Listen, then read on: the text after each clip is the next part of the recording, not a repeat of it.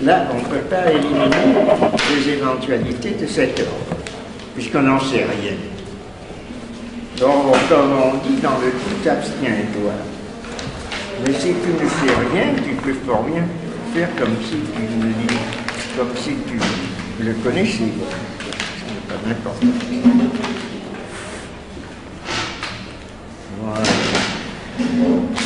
Voilà, tant qu'à faire. Une pastille. C'est gentil, merci. Merci. Une pastille. C'est pour la gorge? Garde-en deux. Prends-en deux. Ça fait pas mal aux dents, ça? Photographier.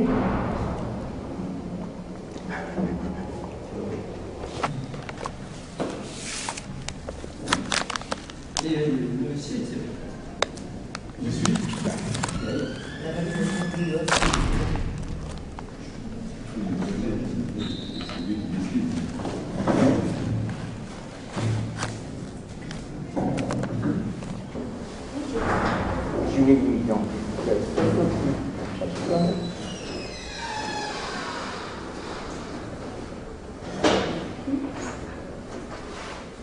Je ne sais pas si ça s'appelle histoire et Trouver ce qui reste caché, c'est une formule qui renvoie à une image que Paul Venn met en scène pour décrire la pratique, la méthode historique de Foucault. C'est la partie cachée de l'iceberg qui ne se présente à notre vision spontanée que sous de trop amples draperies et qu'elle est largement préconceptuelle. Car la partie cachée d'un iceberg n'est pas une distance différente de la partie émergée, celle-ci. Ça n'en suit plus, rien pour écrire. Quelqu'un ne peut pas le demander.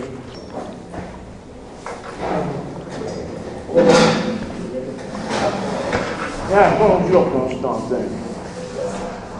Comment vas-tu?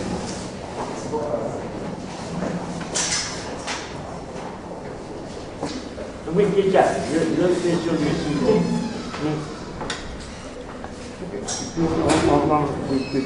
C'est très aimable. Merci infiniment. Merci. Est-ce que c'est utopie histoire ou histoire utopie? C'est ça, utopie et histoire. Utopie et histoire. J'en avais trouvé un au secrétariat, c'est bon. Et puis, qui c'est qui l'a donné? C'est toi? Non, c'est pas moi, non. C'est toi? C'est lui? C'est toi? Prends-le lui. Prends-le lui, parce que j'en ai un autre.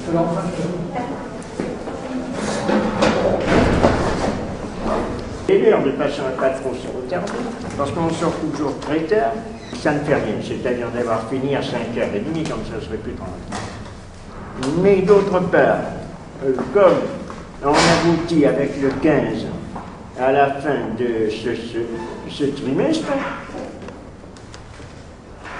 et en dépit du fait que le vide se fait, quelles que soient les promesses des personnes qui doivent venir, je n'arrive pas à maintenir ce rythme. Ce rythme, c'est absolument impossible. Donc il faut penser que le département n'a pas de place pour un séminaire et que on supprimera progressivement ce séminaire. C'est malheureux à dire, mais c'est obligatoire puisqu'il n'y a personne.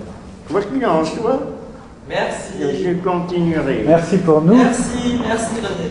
Non, il n'y a personne, c'est pas les gens qui sont là. C'est pour ça que j'avais dit, le malheur, c'est qu'on ne peut jamais rien dire, étant donné que les personnes devant lesquelles on le dit sont précisément les personnes pour lesquelles ce que l'on a dit n'est pas fait, et les personnes auxquelles on s'adresse n'étant pas là, on n'a pas de personne à qui s'adresser, sinon les personnes auxquelles on ne devrait pas s'adresser. Donc, comment faire? Il faut que ça soit transmis à d'autres personnes. Quoi qu'il en soit, ça surtout pour quelqu'un qui m'avait promis sa participation pour cette année, et même active sur un problème très important qui était Art et Vie, qui était Thierry Briot, il s'est trouvé brusquement être pris ailleurs, de sorte que, bien qu'étant annoncé sur ce registre d'Art et Vie, je ne le vois pas. C'est ça qui est un petit peu ennuyeux. Et il devait recommencer le deuxième trimestre. Mais quoi qu'il en soit, deuxième trimestre, alors je ferai un petit papier là-dessus, commence donc au début janvier. Si le début janvier, le 6 janvier, je pense que c'est le cas, on recommencerait le 6.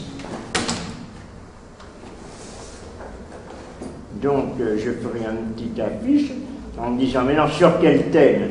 De toute façon, il y en aura un, parce que si il n'y a encore personne, c'est moi qui prendrai la parole pour expliciter un certain nombre de trucs qui ont été faits pendant ce trimestre, et où, je le rappelle, le thème essentiel développé était histoire et vie, ou vie et histoire, d'une façon extrêmement libre, greffé sur Nietzsche, sur Peggy, sur Deleuze, etc.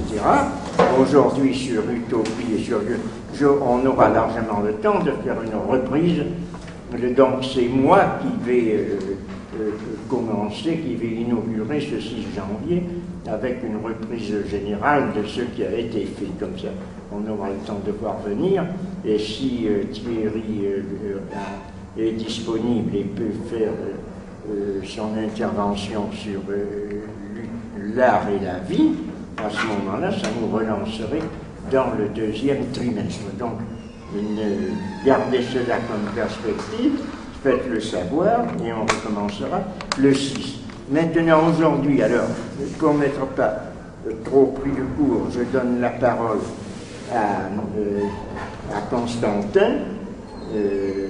Donc, tu as un texte, tu tâches de le rendre intelligible pour tout le monde. Je reprendrai un peu, mais il y a des choses à expliquer dedans, donc peut-être en cours de développement tu pourras arriver à nous les mieux expliquer. Merci.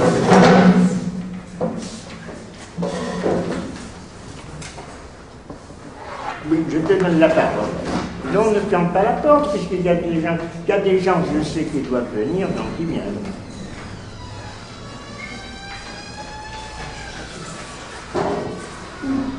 Il n'y a pas Olivier Surel, il ne va pas venir. Tu lui as dit? Oui, oui. Il était pris. Il était occupé, non?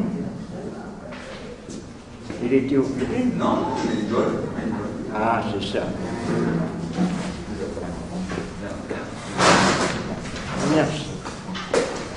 C'est toi qui les avais fait? Ah bon.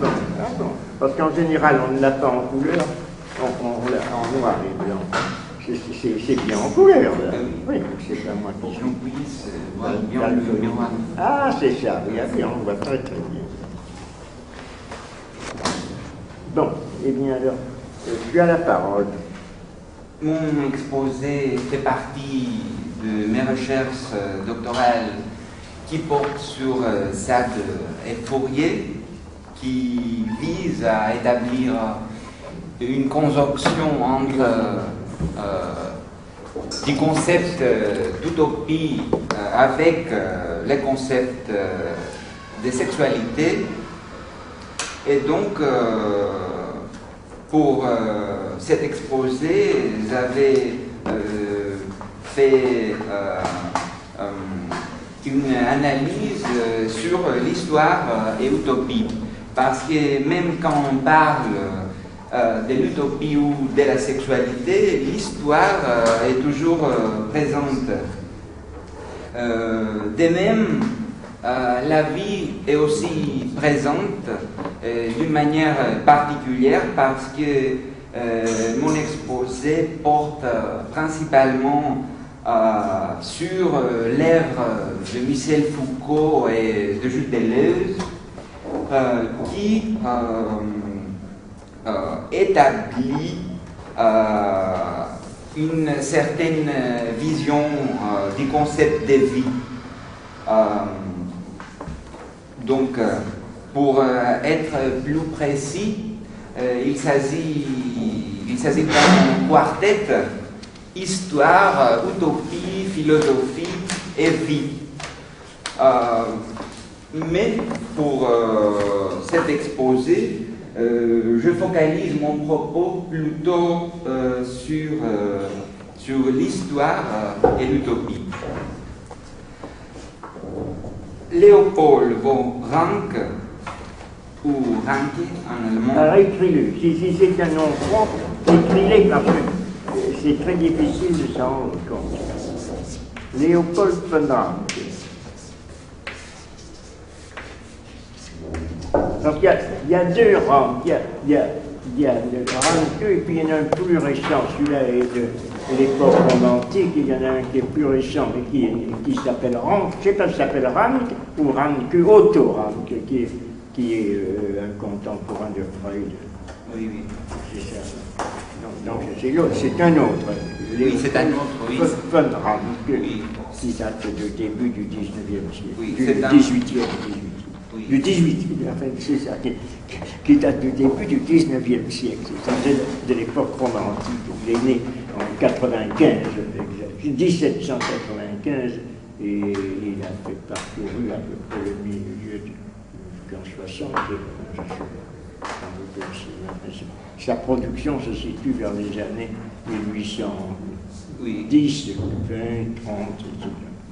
Oui, je te laisse la parole. Il était historien, il est le fondateur de l'historicisme, qui a proposé à développer la doctrine selon laquelle l'historien cherche seulement à montrer comment les choses ont vraiment été. C'est la citation fameuse qu'on trouve en allemand: Wir eigentlich gewesen. Ah, mais si c'est un texte allemand, alors écris-le aussi, là. Écris-le. Wie es eigentlich gewesen.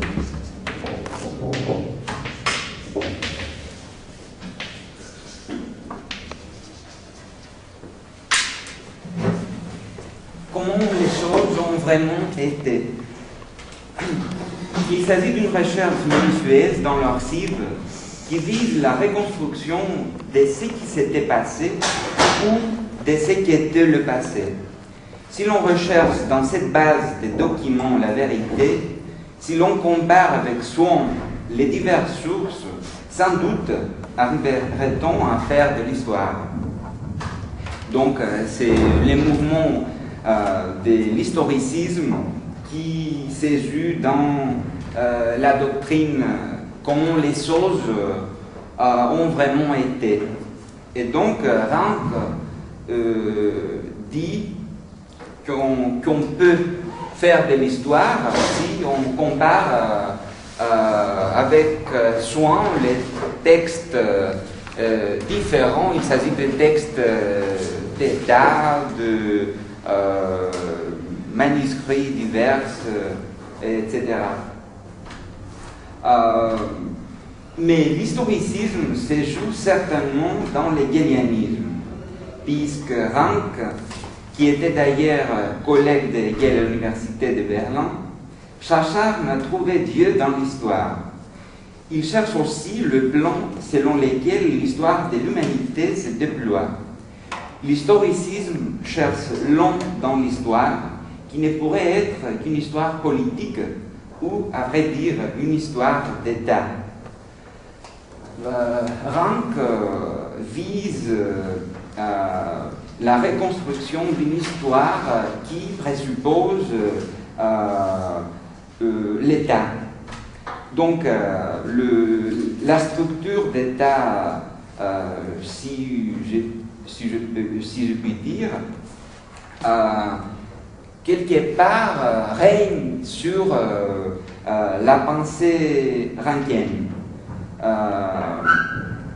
C'est dans ces cadres et avec ces idées que la discipline académique de l'histoire a pu voir le jour. Avant Ranke, ou Ranke, l'histoire n'était qu'une servante parmi d'autres de la philosophie.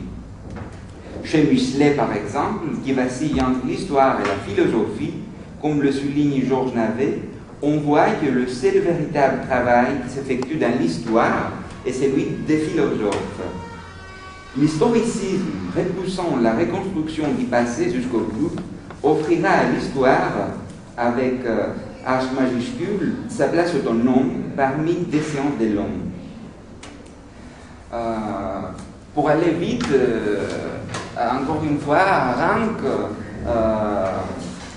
a peur qu'on peut reconstruire le passé comme il était, qu'on peut trouver la vérité, une vérité dans l'archive, dans les documents divers qui forment un discours historique. Le discours historique, c'est l'histoire qui parle quelque part. Ce Dieu dans l'histoire qui parle, à vrai dire. Il est évident que cette conception d'un passé linéaire, que l'on peut reconstruire mot à mot dans le laboratoire, selon ce que les sources nous montrent, n'offre d'autre fois de penser le futur que quelques ainsi du déploiement du plan divin. Mais écrire pour et sur le futur n'a pas de sens, parce qu'il n'existe pas une seule archive sur le futur. Bref, on n'est autorisé qu'à plonger dans l'archive et trouver ce qui reste caché. Il faut souligner que ce travail ne consiste pas à transcrire seulement les fonds, mais à les comparer, à les remettre en question. Mais qui pose les questions? L'historien, bien sûr. Mais si l'histoire n'est qu'étatique ou purement nationale, cela pose des problèmes évidents. La fondation d'une discipline académique qui concerne l'histoire va avec une certaine conception d'État et avec une certaine conception des nations. Ce qu'on peut lire dans l'ère rankienne, c'est un discours national. C'est dans cette forme où l'on trouve le déploiement historique. On peut dire que l'acteur majeur de l'histoire rankienne, c'est la nation, c'est l'État. Et donc, cela a jalonné un certain point de départ pour qu'on puisse reproduire un ensemble des histoires nationaux. Donc, avec l'historicisme, on trouve la naissance d'un discours national. C'est une conjonction de l'État avec la nation.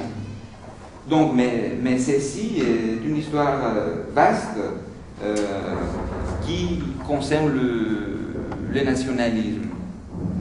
Trouver ce qui reste cassé, c'est une formule qui renvoie à une image que Paul Venn met en scène pour décrire la pratique, entre guillemets, la méthode historique, entre guillemets, de Foucault.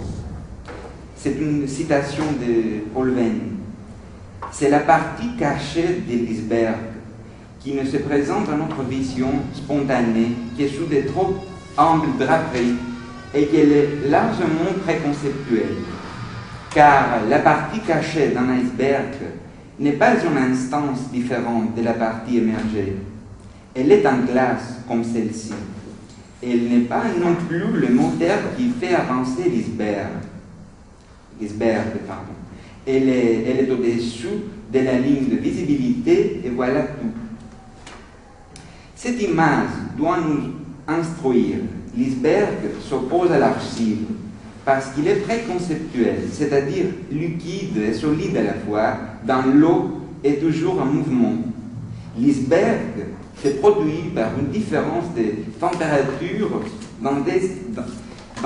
densité par rapport à la mer, tandis que l'archive reste chez Rank une issue immobile qui respire le plan divin. Maintenant, la perfection change complètement. Si l'on compare Rank et Venn, eh bien, est un abîme qui les sépare. On ne passe pas comme ça d'un pont de Rank à Venn, c'est évident. Il y a l'école des annales, il y a d'autres mouvements historiques qui ont changé les conceptions, les méthodes historiques. Et bien, on se trouve maintenant à Venn qui propose un autre concept, entre guillemets bien sûr, c'est Liseberg. Il faut dire que Venn était un ami de Michel Foucault et a contribué largement à l'histoire de la sexualité. Foucault même dit que les idées, les recherches de Paul Venn ont largement influencé sa pensée. Venn est un historien de l'Antiquité romaine. Il était professeur au Collège de France. Ses livres, son œuvre portent sur l'histoire romaine. Il dissègue la civilisation romaine et il analyse plutôt les discours du pouvoir romain.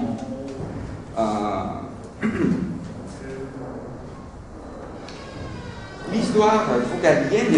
Je précise, tu as raison, on y reviendra d'ailleurs, mais cette référence à Venn est très opportune, effectivement, puisque Venn a écrit même un article qui est inséré dans ce livre, Comment on écrit l'histoire, qui s'appelle Foucault révolutionne l'histoire. Donc, il considère que dans l'histoire, Foucault a une importance tout à fait fondamentale. Contre certains historiens, d'ailleurs, il y a beaucoup d'écrits là-dessus.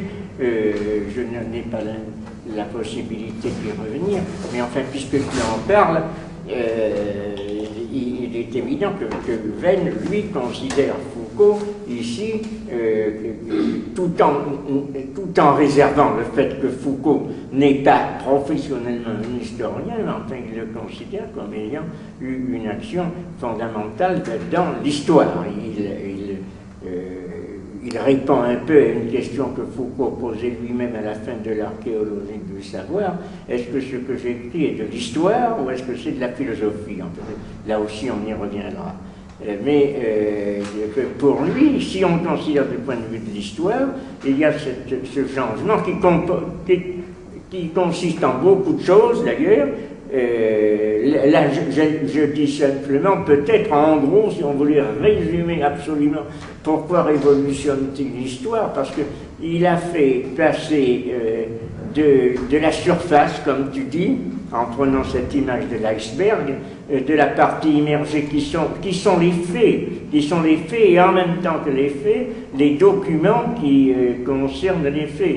Et il passe de la surface à ce qui est la profondeur. La profondeur, c'est ce que Foucault appelle la pratique, les actions, les forces qui font que les faits se produisent ou varient et qui se traduiront par des changements d'orientation, des changements de dispositifs. Par exemple, comment se fait-il, on pourrait dire dans les temps modernes, comment se fait-il qu'on a passé des supplices sanglants, ostensibles, qui étaient de véritables spectacles, comme dans Surveiller et punir, il donne au début ce spectacle tout à fait horrible de l'exécution de Damien, à l'époque de Louis XV, à quelque chose d'autre qui était justement l'enfermement. Bon, tout cela est conditionné par des motifs qui ne sont pas psychologiques, qui ne sont pas moraux, mais qui sont des changements de pratiques d'orientation du pouvoir. Donc c'est ce qu'il appelle des pratiques. Il donne comme exemple, lui et également Venn, dans son article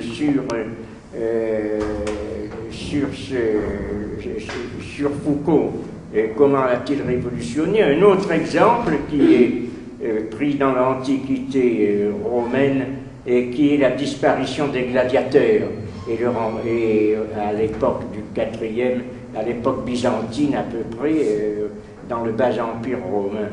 Et comment se fait-il que les scènes de cirque où il y avait des gladiateurs aient disparu, tout en maintenant les courses de chevaux, le théâtre, etc. C'est dû à un changement, c'est pas du tout un changement de morale, c'est pas du tout l'adoption du christianisme par les empereurs comme religion officielle, mais c'est parce qu'il y a eu un changement dans la conception du pouvoir. Le pouvoir qui a passé en gros de la conception de l'empereur comme étant celui qui dirige un troupeau à celui qui l'assimile à un père qui dirige les enfants. À ce moment-là, les spectacles sanglants de la reine ont été rendus impossibles et on fait place à d'autres formes de spectacles. Je dis ça en gros parce que c'est plus nuancé, c'est plus subtil que cela dans le détail. Mais enfin, c'est un petit peu ça, ces changements.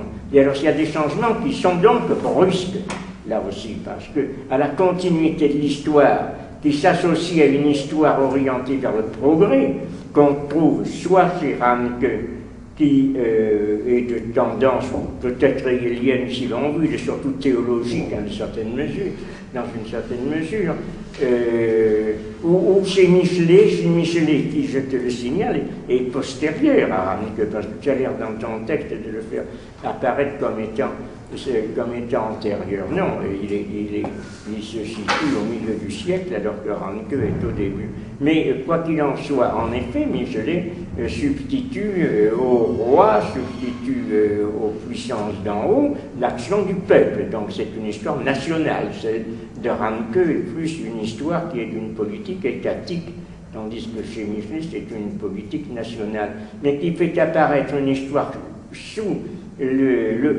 la direction d'un progrès continu, alors que ce qui caractérise Foucault, ce sont les discontinuités, c'est ça, les ruptures. Pourquoi révolutionne-t-il l'histoire? Parce qu'il élimine le fantôme, plusieurs fantômes ou plusieurs faux problèmes, celui de l'idéologie, celui du progrès, qu'on n'a pas à chercher. Ce sont des ruptures. Ce sont des ruptures qui s'organisent autour d'un certain nombre de phénomènes qui sont discontinus dans l'histoire et qui sont caractérisés, ce que dit Foucault dans une phrase énigmatique d'ailleurs, je dois bien le dire, elle le reste pour moi tout au moins même encore, qui est la rareté des énoncés au début de l'archéologie du savoir. Or, si on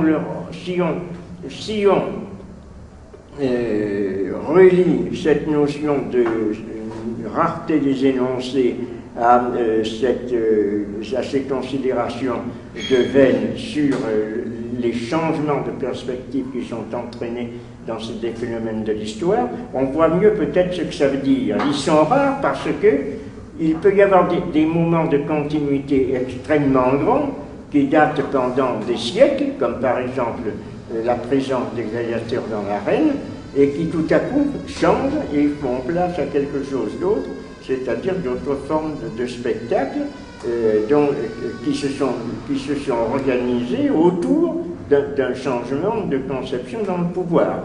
C'est comme cette ostensibilité, par exemple, de la punition, qui a été même un des principes de gouvernement pendant un certain type de pouvoir, est devenu au contraire quelque chose d'autre, c'est-à-dire la gestion de la punition par le pouvoir dans l'enfermement. Or c'est rare, ça se trouve, ça passe par plusieurs siècles avant que ça se produise.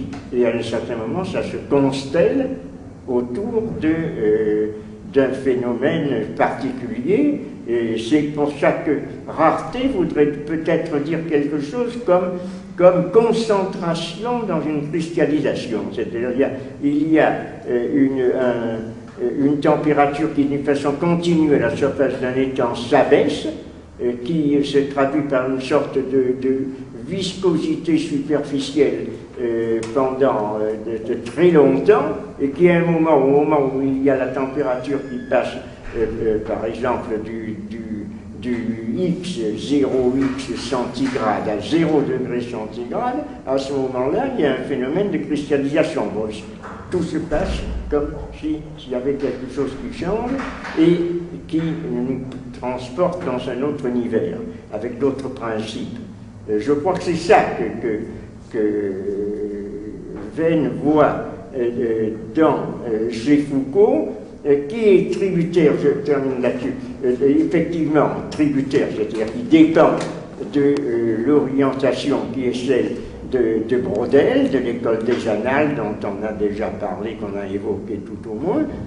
C'est certain, ce n'est plus exactement, ce n'est plus la même histoire, c'est plus l'histoire uniquement politique, dite événementielle, c'est d'autres choses qui intéressent, mais c'est pas seulement cela qui suffit, c'est justement ces deux, il a introduit ces deux éléments de la rupture et de la, comment pourrait-on dire, de la substitution de la recherche des forces sous-jacentes aux phénomènes qui sont des phénomènes d'émergence et qui sont des phénomènes apparents dans l'iceberg, donc image de la partie immergée, de la partie émergée de l'iceberg, et d'autre part cette concentration qui se traduit dans la raréfaction et l'apparition de phénomènes qui brusquement vont changer l'orientation de l'histoire, mais qui ne sont pas pris dans la continuité d'un progrès. Tout cela pose une quantité de problèmes, bien entendu, donc je te rends, en attendant pour voir comment tu vas introduire l'utopie, je te rends à ton intervention, à ta présentation. Ces des éléments, la rupture et la substitution, sont présents dans l'iceberg qui s'oppose bien évidemment à l'argile. Donc si on avance sous le signe de rupture,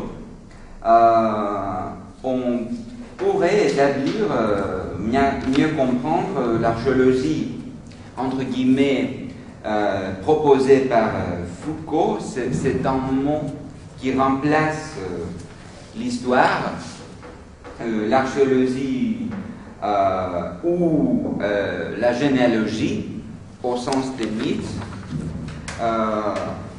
Ce sont des formes qui remplacent la forme traditionnelle d'histoire. La recherche de la partie cachée de l'iceberg dépasse de l'historicisme, dont les mouvements multiples l'ont nourri et perpétué. À mon avis, c'est disperse d'emblée sur l'utopie. À mon avis, c'est ça, oui. À mon avis, c'est ça. Non, C'est là où tu en es. Oui, c'est ça. Ah, c'est ça. Non, je te laisse la parole. Vas-y, allez. Non, mais relis-le oui, parce oui. que j'ai pas très bien compris. Dépasse. La recherche de la partie cachée de l'iceberg dépasse l'historicisme C'est ça. dont les mouvements multiples l'ont nourri et perpétué. Je parle de mouvements proches de l'historicisme, comme Michelet, etc. Donc, on peut bien comprendre que l'historicisme n'est pas quelque chose qui arrive soudain et change tout. Il y a un processus de transformation qui nous amène des rangs à Michelet et beaucoup plus loin. À mon avis, donc, cet iceberg qui s'ouvre d'emblée sur l'utopie. Ah, c'est ça. Oui. Donc, c'est là où, au fond, sa mise en jonction de l'un et de l'autre va apparaître. Alors, j'écoute attentivement, parce que là, je dois dire que dans ce que tu m'as passé, j'ai bien saisi sur l'histoire. C'est juste, c'est intéressant. On peut compléter, mais tu as raison de présenter Foucault, si l'on parle de l'histoire, si tant est qu'un grand historien reconnu comme tel, comme Paul Venn, peut dire Foucault révolutionne l'histoire, il est évident qu'on ne peut pas parler de l'histoire sans dire mais quelle est cette place de Foucault. Donc tu as raison de lui faire une place, d'en parler. Mais c'est le moment où tu introduis tout à coup, à mon avis, cet iceberg s'ouvre d'emblée sur l'utopie, c'est là que ça devient peut-être plus incertain, moins clair. Donc, je t'écoute attentivement, peut-être que je n'ai pas bien compris d'ailleurs le détail de ta démonstration, mais il faudrait peut-être alors là t'appliquer à bien expliquer comment tu vois l'iceberg s'ouvre sur l'utopie. Remarque, du point de vue de la pure image, qu'un iceberg s'ouvre est un petit peu bizarre. C'est comme tu avais dit quelque chose qui était une image très intéressante dans son caractère baroque et surréaliste, mais un petit peu bizarre. Quand tu avais dit plus haut, l'iceberg s'est produit par une différence de température. L'iceberg est réel, j'entends, lorsque l'iceberg se produit, lorsqu'il y en a beaucoup qui se produisent malheureusement à l'heure actuelle, on en avait vu dernièrement, j'en ai vu à la télévision, où l'on présentait soit au Groenland ou ailleurs, la descente, le glissement de cette banquise qui, par milliards de tonnes, à une vitesse accélérée d'ailleurs, descend dans la mer et va priver complètement le pôle Nord et le Groenland de toute glace, et en faisant monter le niveau des eaux et en réchauffant la température, ce qui est une catastrophe absolument affreuse, dont on n'a pas l'air de se rendre compte, peut-être même d'une façon suffisante, même si on la signale. Mais là, on voit comment se font les icebergs. Ils descendent, il y a une partie il y a des blocs de glace qui tombent et qui ensuite se retournent et une petite partie émerge. L'intensité par rapport à la mer, ça, bon, je ne sais pas très bien ce que ça veut dire, ça n'a pas d'importance. Tandis que l'archive reste, alors là c'est assez difficile à saisir. L'iceberg s'est produit par une différence de température, d'intensité par rapport à la mer. Bon, on voit, imaginez une banquise, il fait plus chaud, il y a la mer qui est en bas, puis une partie de la banquise tombe, et selon son équilibre dans l'eau, elle se retourne, il y a une petite partie qui est en l'air et une grosse partie qui équilibre cette partie. Bon, on comprend ce que ça veut dire. Tandis que l'archive reste chez Ranke, je sais même si Ranke parle d'archive, c'est-à-dire très simplement que je ne l'ai pas lu, mais je ne crois pas, c'est Rousseau, c'est Foucault qui parle plutôt d'archives. Tandis que l'archive reste chez Ranke. Alors là, pour réaliser l'image, c'est très difficile. Une issue, comment une archive peut-elle rester une issue immobile qui respire le plan divin? Ça, je dois dire que il faut être fort pour voir exactement ce dont il s'agit, même si l'on essaie de représenter les archives comme des êtres qui respirent, comme on ne peut pas respirer un plan d'autre part. Enfin, je ne vais pas faire ici de critiques en porte-à-faux et inutiles, mais pour dire que ton image est un peu incohérente. On voit ce que ça veut dire, mais prends plutôt des images qui sont cohérentes qu'une image qui est assez incohérente. On ne voit pas très bien ce que ça veut dire. C'est-à-dire que tu voudrais dire que l'archive, effectivement, n'est pas simplement quelque chose qui est un document ou un texte. Ça c'est aussi un grand problème chez Foucault lui-même, de déterminer ce que c'est une archive par rapport à un document, par exemple. Et un document, il en fait la distinction lui-même. Un document par rapport à un monument. Tout ça, ce sont des terminologies qui paraissent raffinées, qui paraissent être un petit peu des subtilités verbales, mais qui n'en sont pas, parce qu'évidemment, ça pose à tout moment des problèmes. Un document lui-même est quelque chose de totalement mort si on ne le relie pas à quelque chose d'autre. Il dit à propos de l'archéologie, par exemple, l'archéologie consiste à faire, quand c'est une archéologie ancienne, par exemple, et ça consiste à prendre un monument qui existe, un temple, et faire de ce monument un document. Donc, ces documents, ça veut dire quelque chose dont on tire des renseignements, dont on tire des indications, que l'on relie à un ensemble. Donc, un monument n'est pas nécessairement un document si on ne sait pas où le situer. Donc, il faut savoir le situer quelque part. Maintenant, l'archive, ça veut dire que ça s'inscrit davantage dans un ensemble qui aura, tu as raison de le signaler ici, qui aura une allure plus consistante, qui restera comme quelque chose étant dans le passé, mais étant également dans l'arrière-fond de notre présent. Donc une archive, c'est un monument, mais qui se prolonge comme étant en arrière, comme étant explicative de quelque chose qui est devenu tel et tel.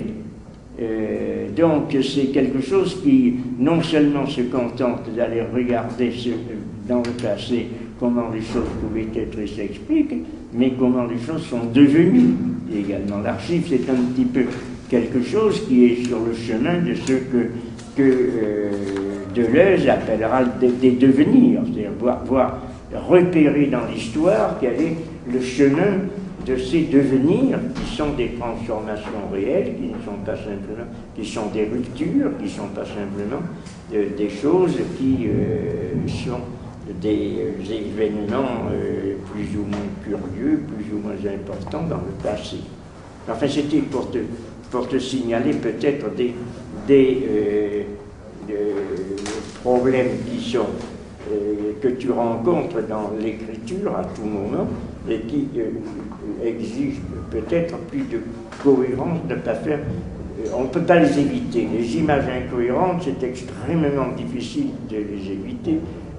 L'exemple étant celui de Joseph Prudhomme, la vie est un tissu de coups de poignard qu'il faut voir goutte à goutte, dont on voit à peu près ce que ça peut signifier, mais qui est un ensemble de pataquès. Or là, c'est un petit peu la même chose. L'archive est une issue mobile qui respire immobile, qui respire le plan divin. C'est beau comme expression, puisque c'est surréaliste, mais on ne voit pas très bien ce que ça peut vouloir dire dans le détail. Bon, je te renvoie alors à ta question utopie. Alors, comment l'utopie va-t-elle surgir de cet iceberg? Parce que tu dis, admettons qu'un iceberg s'ouvre d'emblée sur l'utopie. Pourrait-on trouver un mot ou une image?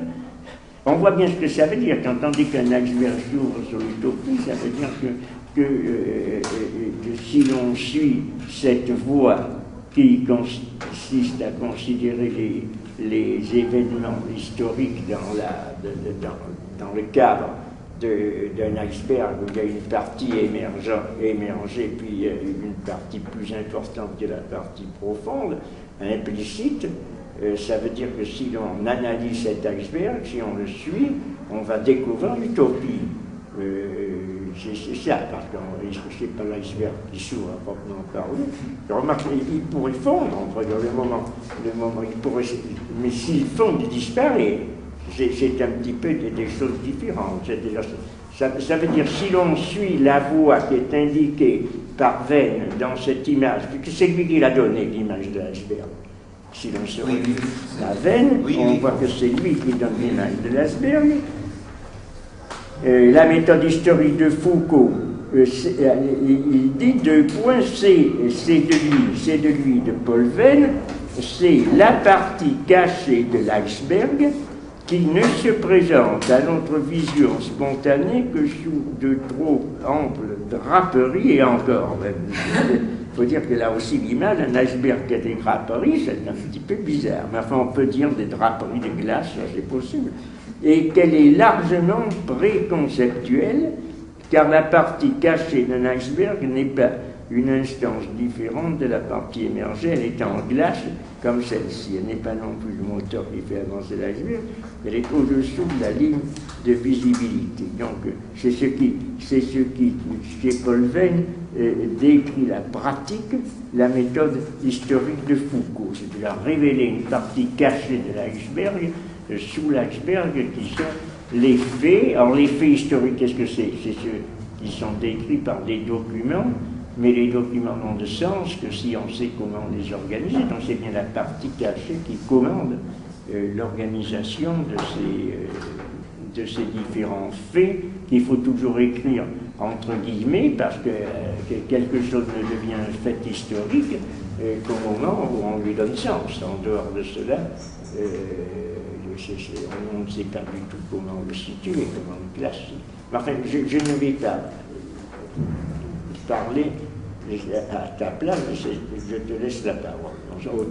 Je reviens à cela, autour de ce problème. Donc comment, en suivant cette méthode que l'on comprend à peu près, et je souligne à peu près, indiquée par Venn chez Foucault, qui essaye de révéler les pratiques sous-jacentes et les ruptures derrière les faits historiques, derrière ce que l'on aperçoit de cette partie émergée de l'histoire, et comment ça va déboucher, ça va ouvrir d'emblée sur l'utopie, c'est ça le problème.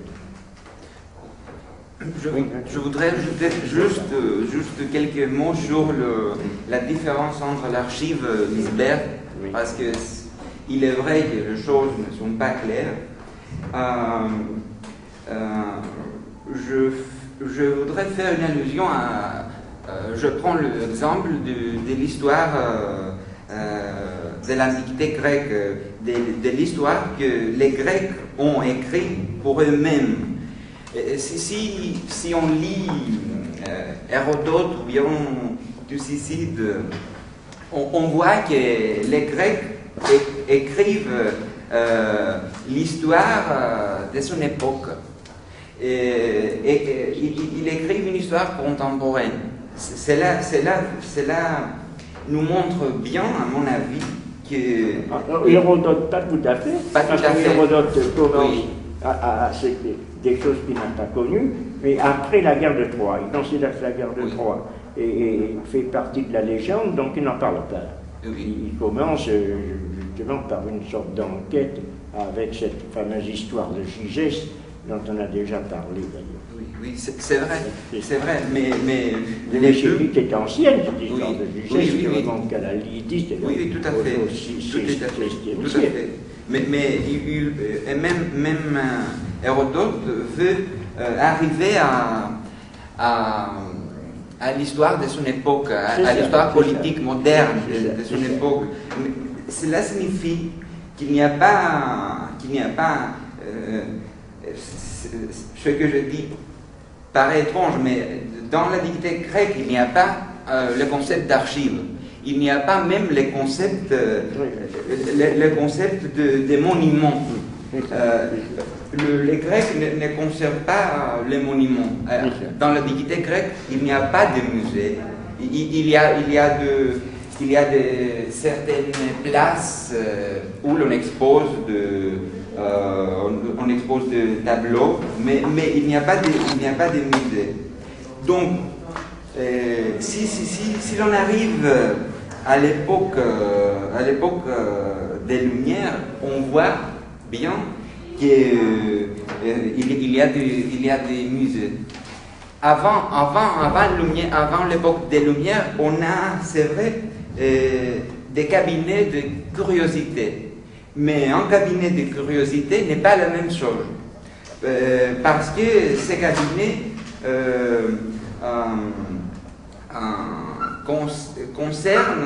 concernent justement le curieux, l'étrange. Il vise, comment dire, il vise l'étrangeté du monde. Tandis que le musée qui est créé à l'époque des Lumières ou presque, c'est l'expression d'une taxinomie. Quelque part, on fait une taxinomie des documents, on fait des quadrilles pour qu'on puisse mieux comprendre ce qui était passé. Donc, ce que je vais dire, c'est que l'archive est aussi une construction historique. Une construction historique qui va avec l'historicisme. Et on ne sait pas vraiment si c'est l'historicisme qui crée l'archive ou l'archive qui crée l'historicisme. C'était juste pour dire que l'histoire ne va pas toujours avec l'archive. Et bien, il y a d'autres perspectives, il y a d'autres manières de comprendre l'histoire, le mouvement historique. On peut bien évidemment focaliser nos propos à l'époque moderne, mais il y a d'autres voies. On peut penser que l'histoire de l'Antiquité grecque est un exemplum unique, comme l'a fait Castoriadis, et fonder là-dedans une certaine critique sur l'époque contemporaine. Mais à mon avis, ce que l'image d'Isberg Cheven montre, c'est justement ça, la rupture, la discontinuité dans l'histoire qui s'oppose bien évidemment à l'histoire nationale, au nationalisme qui régnait depuis longtemps au XXe siècle. Et peut-être il y règne encore. C'est ça. C'est vrai que les concepts ne sont pas clairs, mais aussi les faits ne sont pas clairs, les événements ne sont pas clairs. Maintenant, je passe à la notion de l'utopie. C'est ça. Je me contente de commenter le diagramme de Foucault tel que Deleuze le propose dans son œuvre Foucault. Ah, c'est ça. Il faudrait que les gens voient de quoi il s'agit. Parce que là, tu l'as mis là-dessus, sinon cette feuille, ils ne se rendront pas compte de ce que c'est. Ah si, vous l'avez là-dessus. Je vois. Le diagramme contredit l'époque. Mais il n'est pas de Foucault, attention. Non, il n'est pas de Foucault. C'est ce dessin bizarre qui selon ça peut représenter. C'est pas une aubergine ou alors une lampe un peu au plafond ou alors une poche de volcan, d'où choisir les volcans, ou alors à part une interprétation fort obscène que j'évite de signaler, ça peut signifier n'importe quoi, rien du tout. Donc il faudrait savoir ce que ça peut vouloir dire que ce diagramme. Vas-y, alors explique. Le diagramme contredit l'époque. Tu veux faire C'est une manière. Tu vas pas parler là?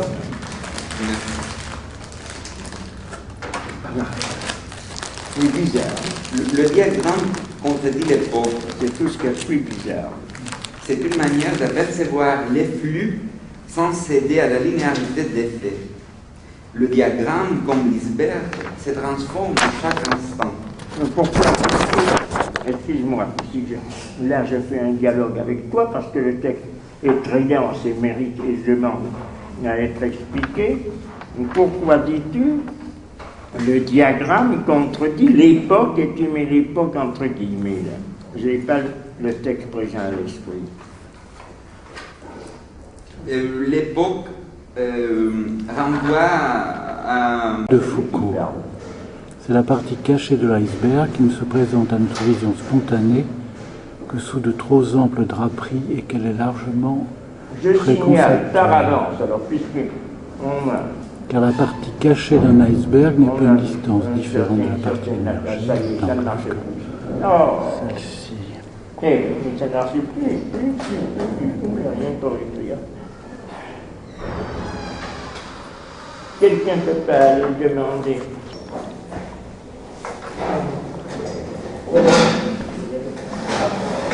Ah, bonjour Constantin. Comment vas-tu?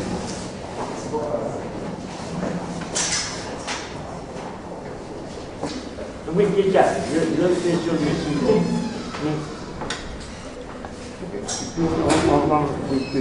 C'est très aimable. Merci infiniment.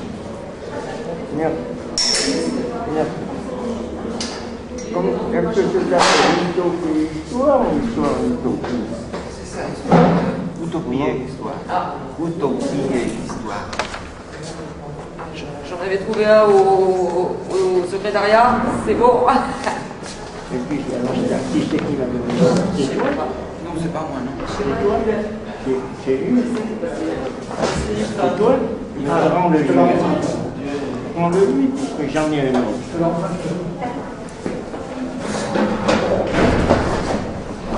C'est l'heure de façon à ne pas trop se retarder, parce qu'on sort toujours très tard, ça ne fait rien, c'est-à-dire d'avoir fini à 5 heures et ça nous relancerait dans le deuxième trimestre. Donc, gardez cela comme perspective, faites-le savoir et on recommencera le 6. Maintenant, aujourd'hui, alors, pour ne m'être pas trop pris de court, je donne la parole à Constantin.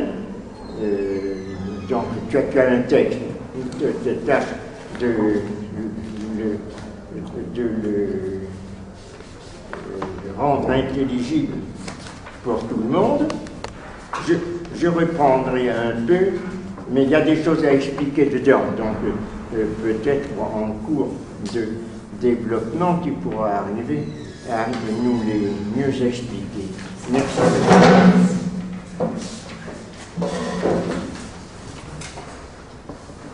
Oui, je te donne la parole. Non, ne ferme pas la porte, puisqu'il y a des gens, je sais, qui doivent venir, donc ils viennent.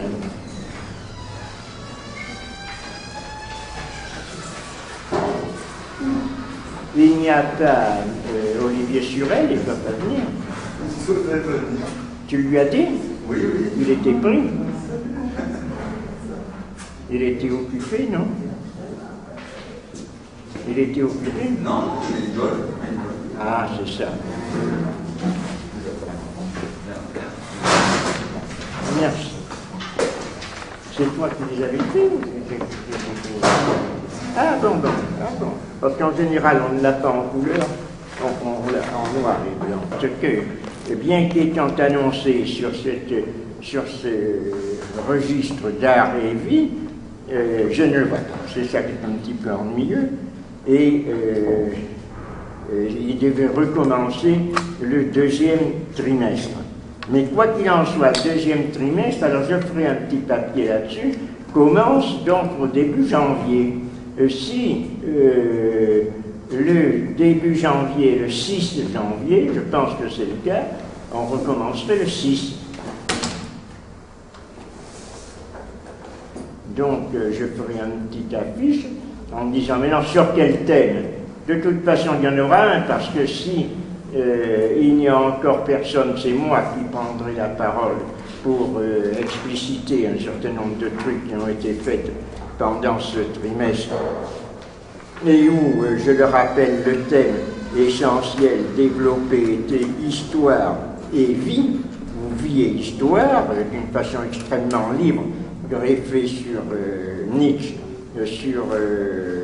sur Peggy, sur Deleuze, etc. Aujourd'hui sur Utopie et sur... on aura largement le temps de faire une reprise.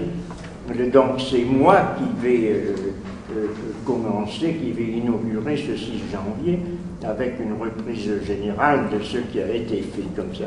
On aura le temps de voir venir, et si Thierry est disponible et peut faire son intervention sur l'art et la vie, à ce moment-là, comme ça serait plus tranquille. Mais d'autre part, comme on aboutit avec le 15 à la fin de ce trimestre, et en dépit du fait que le vide se fait, quelles que soient les promesses des personnes qui doivent venir, je n'arrive pas à maintenir ce rythme. C'est absolument impossible. Donc il faut penser que le département n'a pas de place pour un séminaire et que on supprimera progressivement ce séminaire. C'est malheureux à dire, mais c'est obligatoire puisqu'il n'y a personne. Quoi qu'il en soit, merci. Je continuerai. Merci pour nous. Merci René. Non, il n'y a personne, c'est pas les gens qui sont là. C'est pour ça que j'avais dit, le malheur, c'est qu'on ne peut jamais rien dire, étant donné que les personnes devant lesquelles on le dit sont précisément les personnes pour lesquelles ce que l'on a dit n'est pas fait, et les personnes auxquelles on s'adresse n'étant pas là, on n'a pas de personne à qui s'adresser, sinon les personnes auxquelles on ne devrait pas s'adresser. Donc comment faire? Il faut que ça soit transmis à d'autres personnes. Quoi qu'il en soit, ça surtout pour quelqu'un qui m'avait promis sa participation pour cette année, et même active sur un problème très important qui était art et vie, qui était Thierry Briot, il s'est trouvé brusquement être pris ailleurs, de sorte là on ne peut pas éliminer les éventualités de cet ordre, puisqu'on n'en sait rien. Donc, comme on dit dans le tout, abstiens-toi. Mais si tu ne sais rien, tu peux fort bien faire comme si tu le connaissais. C'est pas n'importe quoi.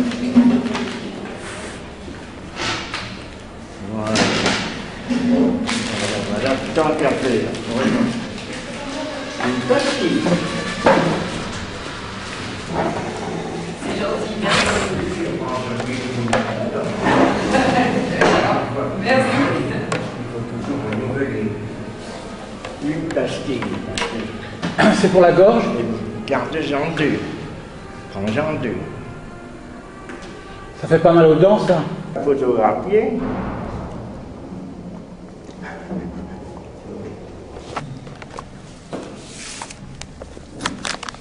Et le site, c'est le site.